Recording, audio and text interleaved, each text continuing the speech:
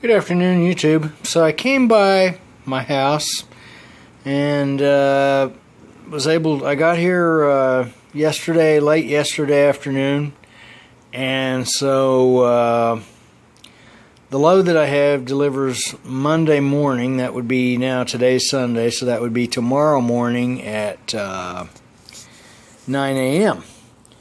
And it's only about 128 miles or something like that from here to where the load delivers. And so, but the problem is, I could stay later. Let's see, what time is it now? It is, I don't know, like 1:35 in the afternoon.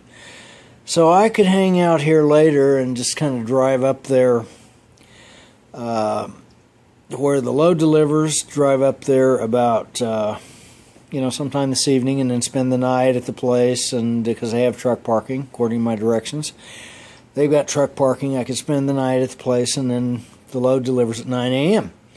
But there is a minor problem. It was raining, and it rained a whole lot, and then now the rain has turned to snow, and the snow is it's gotten cold enough, the snow is actually beginning to stick, at least in grassy areas and on rooftops and so on and so forth. So I think I'm going to go ahead and go now, just in case the roads get bad, because once the roads get bad and I have to go, then I'm not going to be too happy about it. I'm going to say, why did I sit there when I could have left early and avoided the hassles?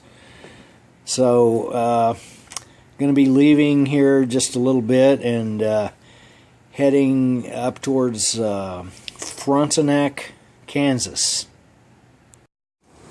So I don't know how the snowflakes aren't quite as big as they were earlier, so I don't know how well they're showing up, but you can see that it is kind of beginning to stick, like on my deck and some other places.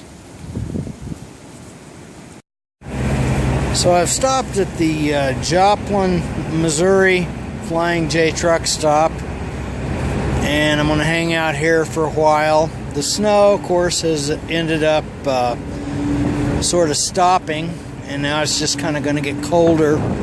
So I jumped the gun a little bit, but I'm going to hang out here. I'm going to go ahead and get something to eat here, and then go on to my destination, and then just spend the night there. Load unloads at 9 o'clock in the morning, and then I'm off to wherever the next load is. You can see right there, by the way, somebody is parked crooked. They should have straightened their vehicle up, but they're parked crooked. You can see where it's over the line a little bit. So I've been inside the Flying J truck stop here at Joplin, Missouri, and I have eaten, and so I'm getting ready to drive on over to Frontenac, Kansas. And so what we're looking at right here is one of the few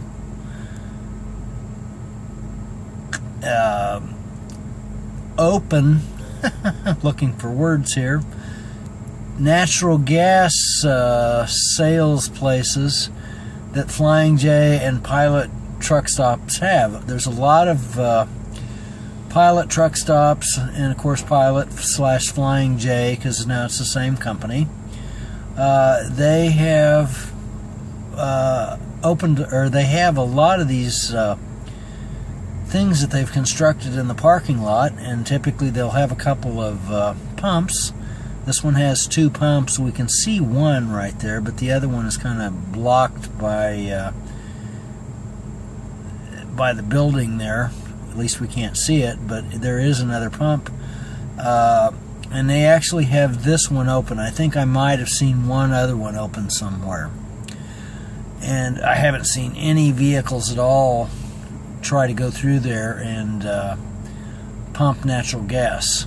But I'm sure, that it probably happens at some time or other. But in any case, I think it's, it's interesting. They had planned on, I think at one time, the the truck manufacturers were talking about having trucks that had natural gas engines, and then Pilot or Flying J, I think it's mostly Flying J, went through with building these things, although they are at some pilots as well. And I don't know, most of the locations the things got constructed and they have them fenced off. They're not open.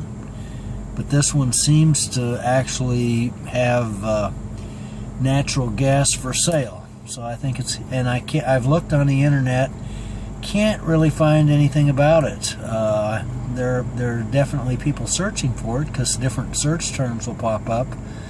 If you start typing like Pilot natural gas or Flying J natural gas, different types of search terms pop up, but there are no satisfying answers that I could find, other than I think that the truck manufacturers probably backed out of the idea of trucks with natural gas engines, and that kind of left Pilot / Flying J sort of holding the bag to a large extent. So I've made it to Frontenac, Kansas, and it's about 7:44 p.m. Central Time, and so you can see that the sun has gone down. It's not quite dark yet, but it's getting pretty close. And so I'll just pan the camera around so that you can kind of see that it seems to be fairly quiet here. Just a couple of other trucks parked here. So as it turns out, I could have probably stayed home a few more hours and would have been fine, but in fact I know I could have, but I'm here, and so I'm it really doesn't matter because I would have been messing around at home, and so now I'm here, and I can do all the same stuff here in the truck. So be spending the night here, and then see what happens tomorrow. See what load they might come up with. I noticed there's an empty trailer here. We have an empty trailer here, and so I don't know if we do dropping hooks here. I don't know, but I'm not, I think this place, I don't know if the shipping department, I'm sure, is closed. So I'm just going to go ahead and spend the night here and check in with them in the morning, and then if they want to live unload the trailer, they can. Otherwise, they'll tell me to drop the loaded trailer that I have and then hook onto this empty one that I see parked out here. But my Qualcomm doesn't say anything about any kind of drop and hook whatsoever, so I'm not going to worry about it. So anyway, it is the snow, whatever snow happened has long since stopped, and it kind of stuck in a few places on the landscape, and that's about it. But otherwise, the wind is kind of blowing, and it is sort of bitterly cold. I think it's going to get down probably around 20 degrees tonight. So that's with the stiff wind, that kind of makes for some wind chill. And then I think, but tomorrow the temperature is supposed to, the rest of the week it's supposed to get back up into the 40s and 50s. So in any case, from Frontenac, Kansas, I'll catch you later.